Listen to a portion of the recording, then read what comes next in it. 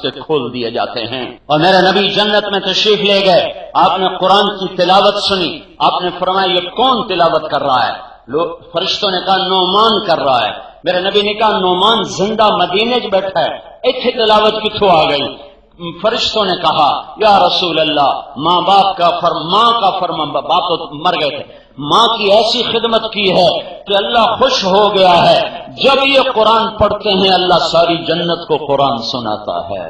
اگر تمہارے زندہ ہیں ان کی دعا لو، بد دعا نہ لو، مر گئے ہیں صرف دا محرم نہ جایا کرو، ان کی قبروں پہ جایا کرو، ہر جمعے جاؤ، 2 ہفتے بعد جاؤ، مہینے بعد جاؤ، ایک چکر ضرور لگاؤ۔ لا محرم نو کروے ناپتے تے پانی سٹن لگ گئے، یہ فضول بات ہے۔ ہر ہفتے جا، ہر جمعے جا، ہر مہینے جا، 2 مہینے بعد جا، 4 مہینے بعد جا، جایا کرو، ان کا حق ہے، ان کا حق ہے۔ میں مسافر ہوں، گھر میں آتا جاتا رہتا ہوں، میرے باپ کو مرے 22 سال ہو گئے، میں جب آتا ہوں اس کی قبر پہ حاضری دیتا ہوں کہ یہ اس کا حق ہے، صرف دا محرم نہیں لوٹے ناپتے سی چلے جاویے، یہ تو ایک فضول بدعت رسم ہے۔ ہمارے ماں باپ کا حق ہے، اگر وہ مر گئے ہیں جہاں ہو ان کے لیے نفل پڑھو، ان کے لیے قرآن پڑھو، ان کے لیے صدقہ کرو، ان کے قبر کے قریب آ گئے ہو ضرور قبر پہ جا کر فاتحہ پڑھو، دعا کرو، ان کے لیے ہر وقت دست بدعا رہو۔ اگر زندہ ہیں تو ان کی آنکھوں کی ٹھنڈک بنو، ان کی بد دعا نہ لو۔ اللہ تعالیٰ نے اولاد دی ہے تو ان کی تربیت کرو کہ وہ اللہ کا حق پہچانے، اللہ کے رسول کا حق پہچانے، اور وہ اپنی شریعت کو پہچانے، تاکہ تمہارے بعد تمہارے لیے ہاتھ تو اٹھا سکیں۔ یہ نہ ہو کہ کرائے کے بلانے پڑے، مولوی صاحب ختم پڑھ چھڈیا جے، چھوڑ گال چھڈو، میرے پیو واسطے قرآن پڑھ چھڈن، کوئی چھوڑاں دا پیو مریا کہ میرا پیو مریا ہے؟ کون کسی کے لیے پڑھتا ہے؟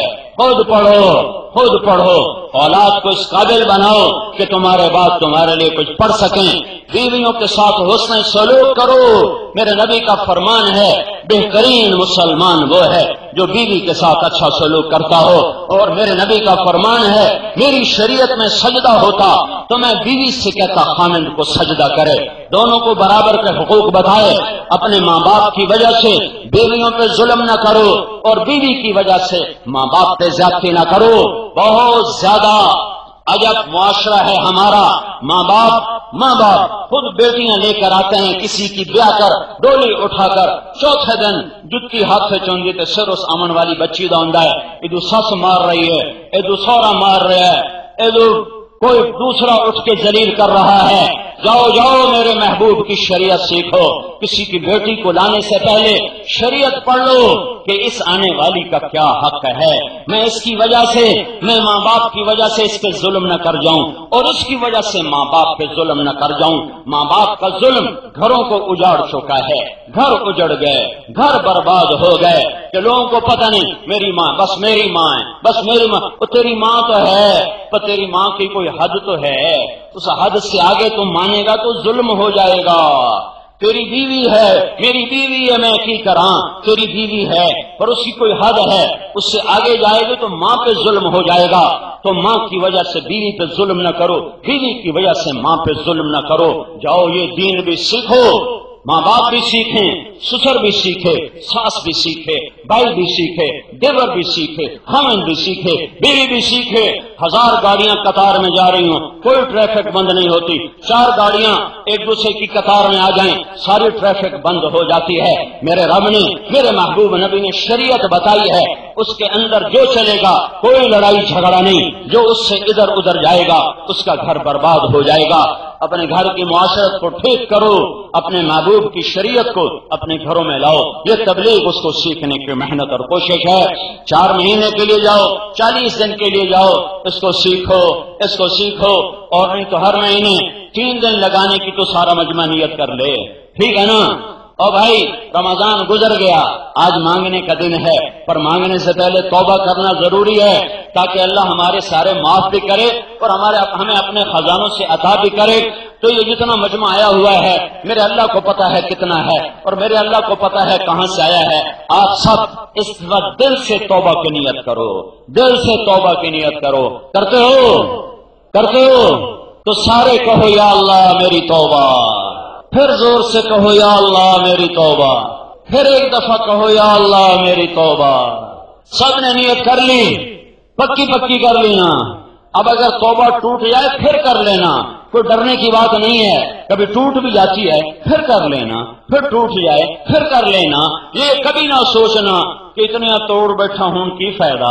ये ना कभी सोचना कि मेरा अल्लाह कहता है इनिस्सखालनी अक़ल्तुला, तू 1000 दफा नहीं, करोड़ दफा नहीं, 1 खरब दफा तोड़ के आ, लेकिन आ सही, आ सही। मैं तुझे वापस कैसे भेजूंगा? एक मिसाल समझो, ये रॉड है, ये रॉड है, ये टूट गया है तो यहां हम इसको जोड़ लगाएंगे, वेल्ड करेंगे, फिर ऊपर रेग मार मार के साफ कर देंगे, फिर पेंट कर देंगे। लेकिन ये नेड़े होकर देखोगे तो तुम्हें वो जोड़ नजर आएगा। वो आएगा कि नहीं? जोड़ नजर आएगा। 100 दफा टूटा है 100 जोड़, 2 दफा टूटा है 2 जोड़, 5 दफा टूटा है 5 जोड़। मेरा रब क्या कह रहा है? अक़ल्तुला। मेरा रब क्या कह रहा है? तू 1 दफा, तू 100 दफा, तू 1000 दफा, तू करोड़ दफा जब तोड़ के लाए, आना शर्त है। ए ना पे आखी की फायदा, आ जावी 1-2 हंजू सट देवी, उसी हंजू का मैं सीमेंट बनाऊंगा और ऐसा पेंट करूंगा कि मेरे फरिश्ते में तेरा जोड़ नजर कोई नहीं आना। बंदे तो बंदे ऐ मुनकर नकीर में भी जोड़ नजर कोई नहीं आना।